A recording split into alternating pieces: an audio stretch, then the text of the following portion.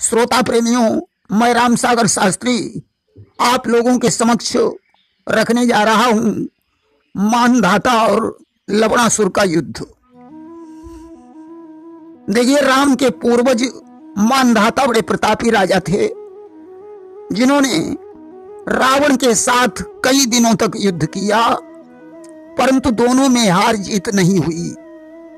आज तो पुलस्त और गालब ऋषि ने वहां पहुंचकर दोनों का युद्ध बंद करवा दिया। अब तो मानधाता को अभिमान हो गया कि मेरे समान पृथ्वी पर कोई योद्धा नहीं है। आज इंद्रलोक में पहुंचे और उन्होंने देवराज इंद्र से कहा कि युद्ध करो मम संग सुरेशा, अब को वीर रहो नहीं शेषा। हे इंद्र, मेरे साथ युद्ध करो, क्योंकि अब भूमंडल पर मेरे साथ युद्ध करने वाला कोई वीर नहीं रह गया है। रावण से मैंने कई दिनों तक युद्ध किया, परंतु हार जीत नहीं हो पाई। इसलिए या तो मेरे साथ युद्ध करो अथवा कोई योद्धा बताओ। इंद्र ने कहा, राजन, अभी मधुपुरी में एक वीर योद्धा रह गया है, जिसका नाम लवणासुर है, जो रावण की बहन कुंभीनसी और मधुदैत्य का पुत्र है। कि इंद्र कहा मधुपुरी सिधाई, और ली जाओ लवणासुर ही बुलाई। मधुपुरी में जाकर तुम लवणासुर को बुला लेना और अपने अरमान ठंडे कर लेना। कि तासों लड़ऊ भूप बलवाना, और मन के मेटिले हुआ अरमाना।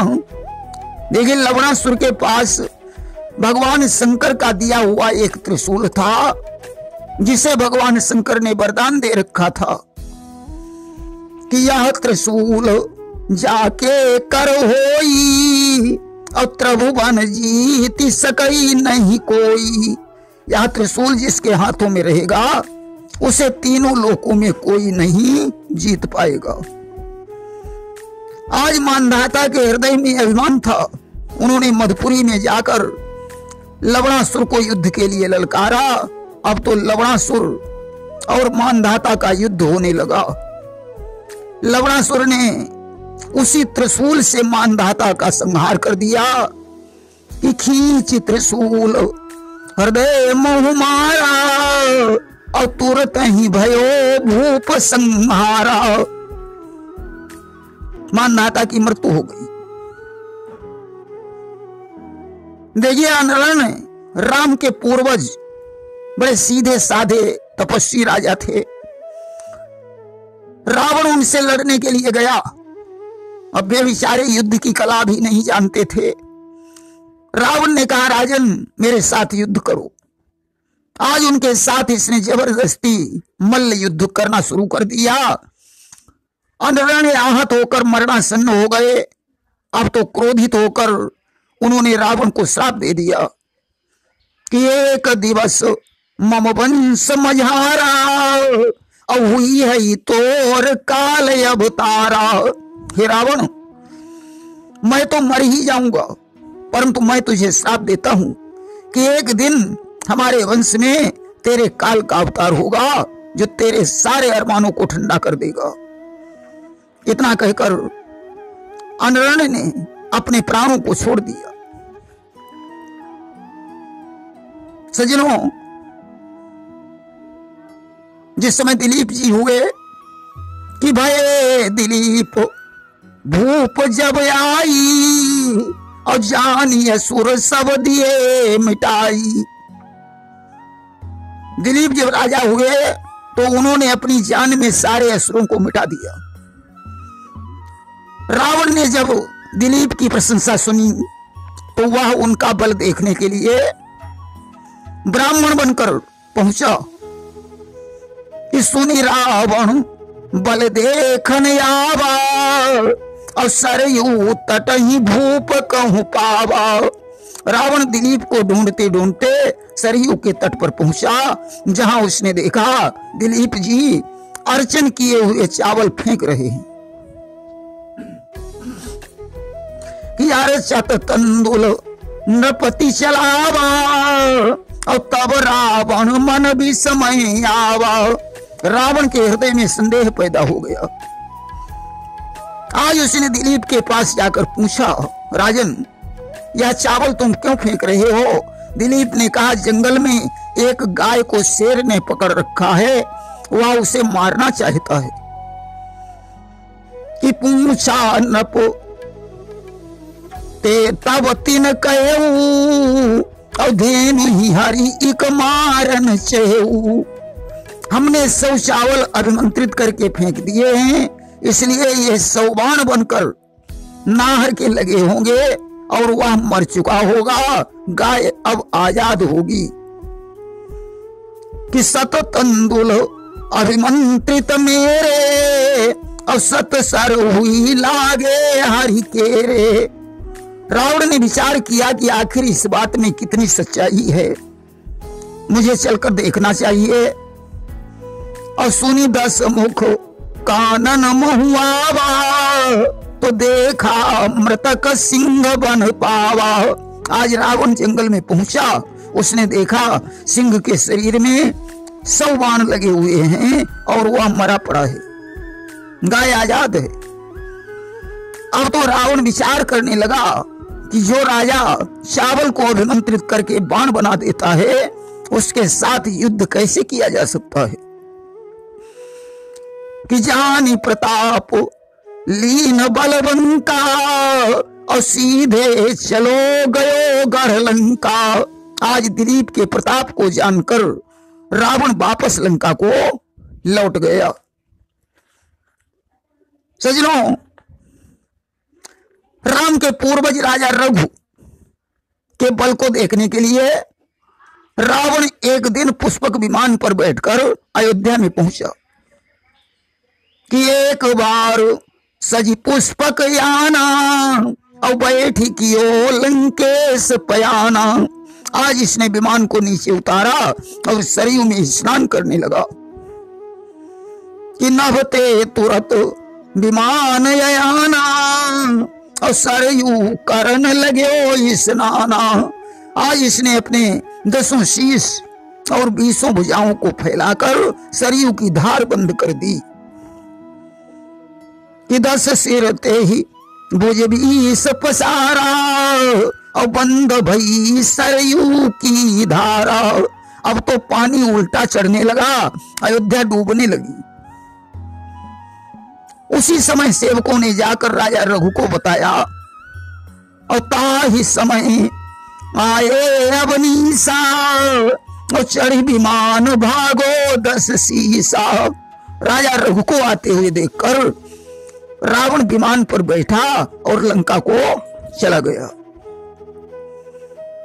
आज रघु ने एक बाण को अभिमंत्रित करके उसे आदेश दे दिया, जाओ लंका को समुद्र में गिरा दो। कि सारे अभिमंत्री कहा रघुराई, और पलटी देहु लंका कहूं जाई। बाण जाकर लंका को ढहाने लगा। मंदोदरी उस समय श्रृंगार कर रही थी। जैसे ही उसे सेविका के द्वारा पता चला कि रघु का बाण लंका ढहा रहा है, उसने सुंदर आरती बनाई और बाण के पास पहुंची। सज्जनों, आज प्रार्थना करने लगी कि हे वानवंशी बाण, हमारे अपराध को क्षमा करो। कि सच्चे भानु वंश के बाना, और क्षमा करहु अपराध महाना। आज उसने अपने पतिव्रत धर्म की आन लगाई कि जो मैं असल पतिव्रता नारी, और तऊ कटी जावई विपत्ति हमारी। अगर मैं सच में पतिव्रता स्त्री हूं तो हमारी सारी विपत्ति नष्ट हो जाए। आज बाण वापस लौट गया और रघु के तर्कस में प्रविष्ट हो गया। सजनों, राजा आज भी बड़े प्रतापी राजा थे। रावण ने दूत को बुलाकर आदेश दिया, जाओ आज से कर मांग लाओ। कि रावण दीनो दूत पठाई, अवजते मांगो तुम कर जाई। आज दूत राजा आज के पास पहुंचा, उसने कहा महाराज लंकाधीश्वर ने कर मंगाया है कि गए दूत मांगन जब दंडा, और हरि सर जड़े कपाट प्रचंडा। आज ने अभिमंत्रित बाणों से कपाट बंद कर लिए और उन्होंने दूत से कहा जाकर अपने महाराज से कह देना कि आज ने संदेश भेजा है कि जो रावण पटले उघारी, अब तो हम कर दे वही बिनुरारी। अगर रावण इन कपाटों को खोल लेगा तो हम बिना युद्ध के उसे कर समर्पित कर देंगे। रावण ने वहां पहुंचकर अपनी पूरी ताकत लगाई, परंतु कपाट नहीं खोल पाया। अब तो अज ने एक तिनके को अभिमंत्रित करके छोड़ दिया। रावण के सैनिकों ने कहा महाराज जमीन पर लेट जाओ, अन्यथा हम सबके प्राण चले जाएंगे। रावण सैनिकों सहित जमीन पर लेट गया। सैनिकों ने कहा महाराज इस बाण से प्रार्थना करो कि लौट जाओ ब्रह्मा के प्रेरे, और हम अधीन राजा अज के रे। हे ब्रह्मा के प्रेरित बाण लौट जाओ, हम सब राजा अज के अधीन हैं। अब तो रावण बाण से प्रार्थना करने लगा कि लौट जाओ ब्रह्मा के प्रेरे, और हम अधीन राजा अज के रे। आज प्रार्थना सुनकर बाण वापस लौट गया। आज तो जब दशरथ का जन्म हुआ तो रावण चौकन्ना हो गया, इसलिए इसने उनके विवाह में बाधा डाली, क्योंकि अनरण के श्राप के बाद इसने ब्रह्मा जी से पता कर लिया था कि दशरथ के पुत्र राम के हाथों से मेरी मृत्यु होगी। देखिए रावण ने अपनी मृत्यु को बचाने के लिए अनेकों उपाय किए, परंतु बच नहीं पाया। नंबर 1 तो इसने भगवान शंकर की तपस्या करके अपने शीशों को अक्षय बनाया। नंबर 2 ब्रह्मा जी से नाभि कुंड में अमृत स्थापित करवाया।